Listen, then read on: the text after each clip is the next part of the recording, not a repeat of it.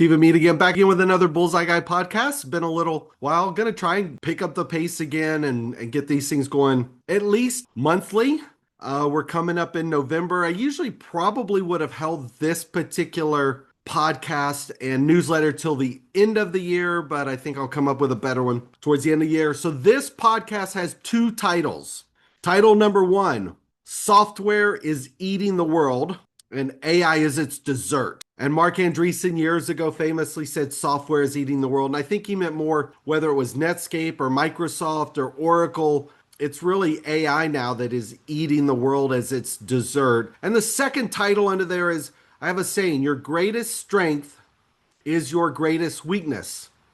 And I challenge any of you, anybody, what's your greatest strength? And people ask me a lot of times, and I'll share with it here. What's your greatest strength? My greatest strength is I can get to anybody in the world that I want to get to.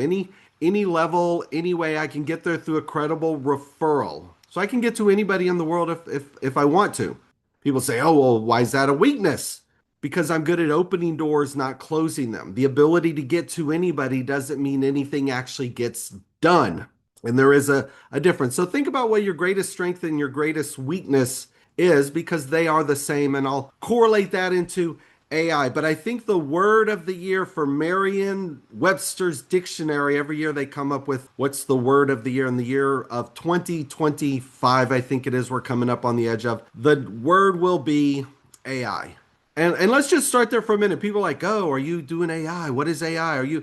AI it's kind of weird. It's as broad as the internet. It's as broad as blockchain. And what I mean by that is a lot of times I make jokes, there's no such thing as a blockchain company. And people are like, oh, of course there is. And I challenge them. I say, great, give me the name of an internet company. And rather than role play, and I'll do it quickly. People go, oh, Google. I'm like, Google's a search engine.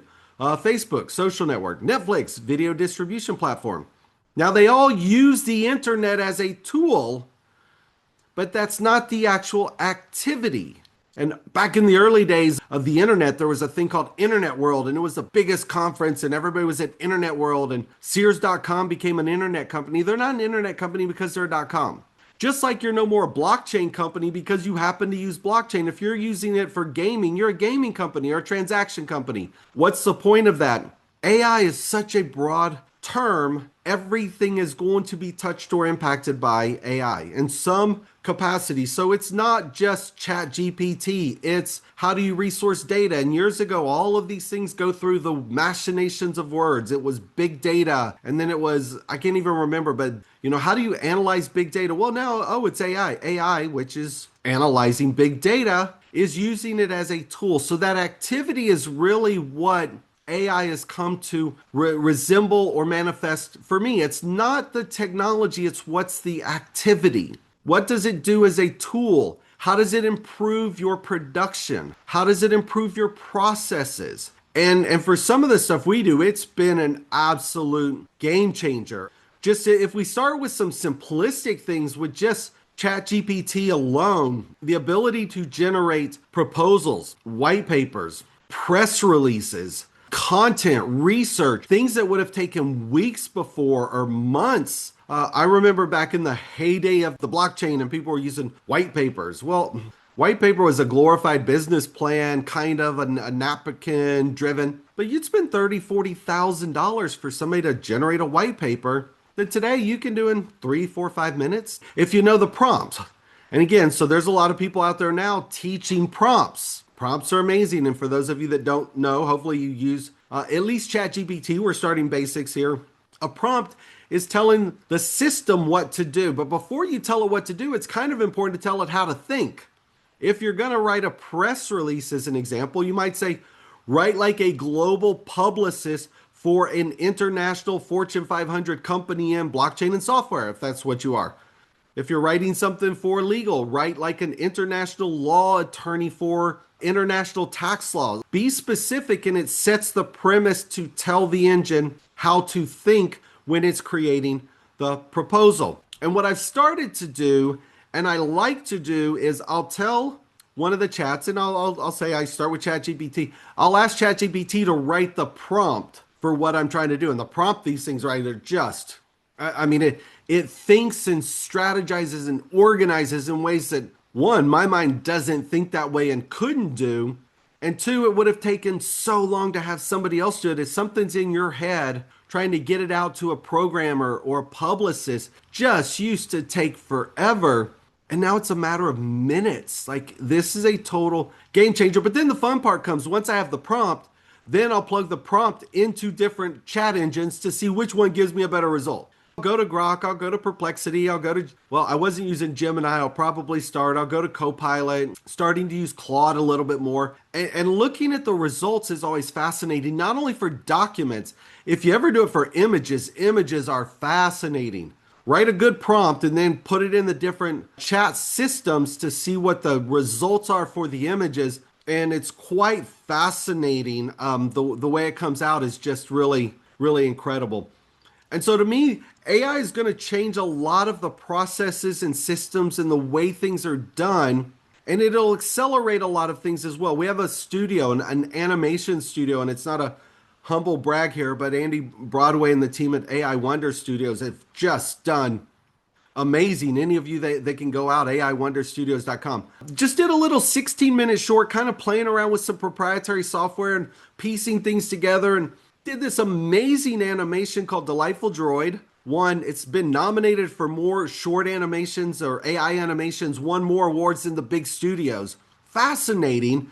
And now it's moving on to create content, global franchise IP. If you think of something like a Paw Patrol or Teenage Mutant Ninja Turtles or Toy Story, these are multi-billion dollar franchises, hundreds of millions of dollars to create the animation and the IP and the teams. If you've ever watched a movie, I'm fascinated when the scroll rolls at the end of the movie, how many people it takes to create a movie. Like, what do all these people do? Well, those people don't do much anymore with the AI animation studio, at least ours. I mean, again, humble brag, it's been amazing what this one's done. You're able to create and produce what we call Pixar level quality without Pixar level cost. You're talking about creating AI quality animation, full tweaks, full prompts, changes on the fly into a process that heretofore just a year ago would have taken weeks or months and millions or tens of millions of dollars. And so that's an interesting way because it's not a ChatGPT AI. It's not data analytics. There's all kinds of different ones. Another one, testing for humanity, we're going to talk about and probably have in the newsletter here is just a great system around how to detect cancer.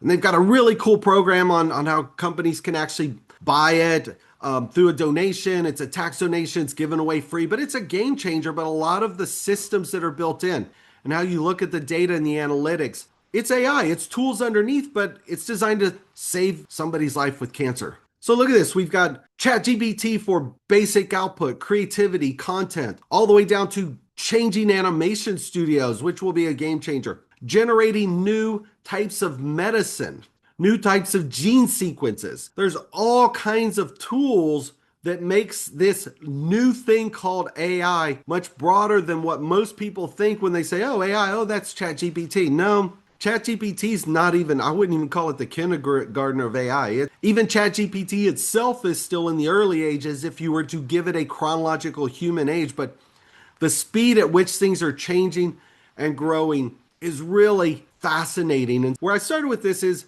AI, right? Software will eat the world. Mark Andreessen, great quote. Software is AI. AI is software. It's eating the world, but it's really the dessert. This is the cherry on top of so many activities that heretofore traditional software alone, enterprise software, wasn't able to do. Even the internet with the massive input and capabilities and changes of what the internet brought to the world, AI is just a total game changer for all of the different things it's going to be able to do at a completely different speed. Fascinating. And again, the second part of my podcast title, your greatest strength is your greatest weakness. And what do I mean by that? Well, a lot of times when we're starting new companies through Big Bamboo and the Global Holdings, you need to write a proposal. You have to do research. You need to figure out a competitive analysis. You want to, run a chart to say, how do these companies compare? And it took a lot of time. I mean, just creating the text for an executive summary and putting it into PowerPoint and all of this generation took just forever. Now you can go say, hey, here's a website, copy this code, give me the HTML, copy that HTML into your site,